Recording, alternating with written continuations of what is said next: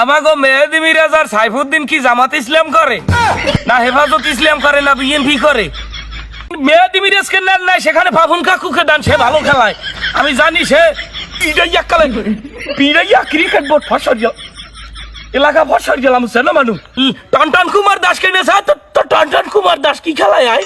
আমরা এই বিশ্বকাপ থেকে আমরা শিক্ষা অর্জন করেছি, আমাকে টার্গেট নেক্সট বিশ্বকাপ। এই সবার বসালা কেডা কুমনে সাদি গায় জাতীয় দল ঘোষণা হয়েছে বলে কেডা ঘোষণা করছে কুমে এদি এদি এই বাবা বাপন কাকু ভালো আছেন?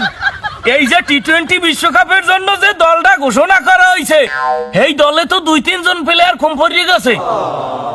এই দলে ওপেনিং জুটিতে তো দরকার আছে নাজমুল হাসান পাপন কাকুকে। এই দলে ওয়ান ডাউনে থাকবে নাজমুল হাসান পাপন কাকু এবং মিনাজুল আবেদিন নান্নু এবং আছে আমাদের সুজন কাকু। অলরাউন্ডার হিসেবে সুজন কাকু আর সালাউদ্দিন কাকুকে নিতে পারেন না। আপনাকে এই যে জাতীয় দলটা ঘোষণা করছেন এটা তো বাঙালির পছন্দ হয় নাই। আমাগো দরকার জাতীয় দলে আমাগো নাজমুল হাসান পাপন কাকু থাকবে, মিনাজুল আবেদিন নান্নু থাকবে, সুজন কাকু থাকবে। বিসিবি থেকে মিনিমাম 4-5 জন প্লেয়ার ওখানে থাকা দরকার। আচ্ছা আমার একটা প্রশ্ন, আমাগো মেহেদি মিরাজ আর সাইফুদ্দিন কি জামাত ইসলাম করে না হেফাজত ইসলাম করে না বিএনপি করে? এরমের বাদ পড়ার তো এটা তো অলৌকিক ঘটনা। এই বিসিবি আর ঘরের বউ এই হইলে এক হোমানে মশার বাচ্চা মশাকে পিড়াইয়া রোববার জাতীয় দল ঘোষণা করে কি দেখি তো কামড়াও খায় মশার বাচ্চা মশা যাই হোক বিসিবি আর ঘরের বউ এই হইলে হোমান কিল্লিকে কইছি প্রত্যেক ফিরে একটা না একটা আইকে বাজাইবে। আমরা যতই ভালো পান যত যাই করেন আইকে একটা থাকবি বুঝলেন।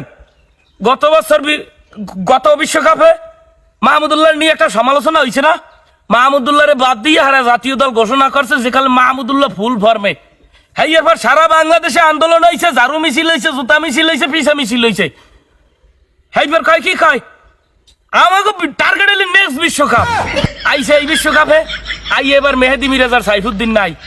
বেটা মেহেদি মিরাজ এই যে তানভীর ইসলাম ছেলেটার এনেছেন, এই যে শেখ মেহেদি নেছেন, এই যে রিশাদ হোসেন নেছেন, এই যে ব্যাটি এই যে 3টে প্লেয়ার এগোসাই কি মেহেদি মিরাজ কোনান দিয়ে পাউছেন না? মেহেদি মিরাজের আমরা ধরিয়ে রাখছি ভবিষ্যৎ সাকিব আল হাসান, ভবিষ্যৎ নাম্বার 1 অলরাউন্ডার, ভবিষ্যৎ ক্যাপ্টেন। সেই ভবিষ্যৎ ক্যাপ্টেন জাতীয় দলে চান্স পায় নাই। এখানে আবার আইছে মশার বাচ্চা মশা পিড়াইয়া ক্রিকেট বোর্ড ফসল এলাকা ফসল গেলাম সেনা মানুষ। এই জন্য সাইফুদ্দিন মেহেদি মিরাজ চান্স পায় নাই কেন? মেহেদি মিরাজ আর সাইফুদ্দিন কি জামাত ইসলাম করে না জামাত শিবির করে না হেফাজত ইসলাম করে? কোনটা হাত পা খামার খায় দাঁড়াইছে হাত পা খামার খায়? মেহেদি মিরাজ কেন বিশ্বকাপ দলে স্কোয়াডে থাকবে না? ও থাকবে বেস্ট 11 এবং নাম্বার 1 অলরাউন্ডারে। যে সমস্ত প্লেয়ার নিয়েছেন এগোসাইয়া শত গুণে মেহেদি মিরাজ ভালো খেলায় শত গুণে, সেখানে মেহেদি মিরাজ কেন থাকবে না? আমার কথার উত্তর চাই।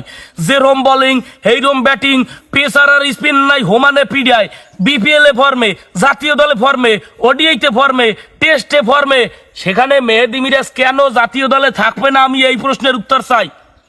তা যখন মেহেদি মিরাজ নাই, যখন মেহেদি মিরাজ দলে নাই, সেখানে পাপন কাকুকে দিতেন।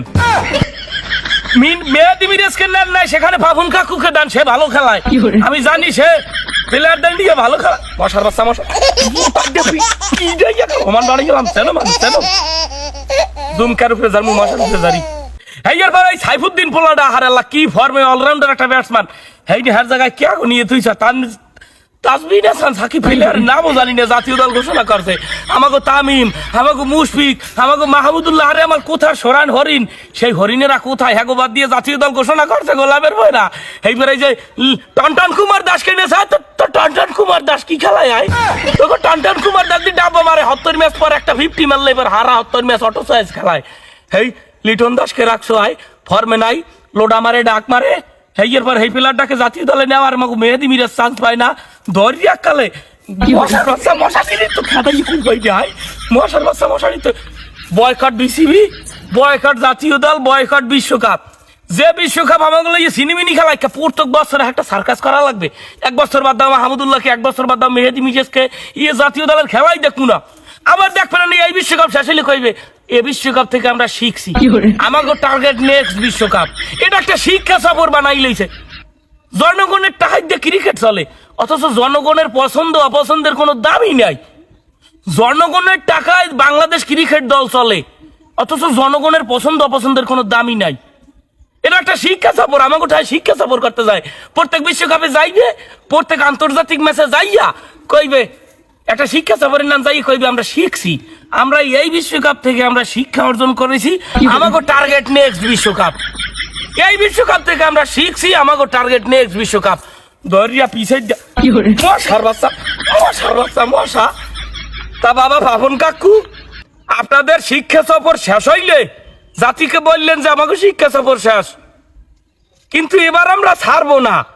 এই যে জনগণের লাগে সিনিমিনিটা করছো, এবার আমরা ছাড়বো না। হোমানে দুইয়ে দেবো, হোমানে দুইয়ে দেবো মেহেদি মিরাজের ওই পজিশনে। মেহেদি মিরাজ হইলে একটা আলুর তরকারি, যেখানে মন চায় হেই নে উড়াইতে, নো ফেনে, 1 ডাউনে, 2 ডাউনে, 4 ডাউনে, 5 ডাউনে, ফিনিশিয়ারে যেখানে উড়াইতে নো সেখানে মানাইতে, সেখানে ভাড়াইয়ে লাইতে। তারপরে ছেলেটাকে নেন নাই এই তরকারিতে। মশার বাচ্চা, মশার বাচ্চা, ফাগুনের বাচ্চা, মশার বাচ্চা, ফাগুনের বাচ্চা, মশার বাচ্চা।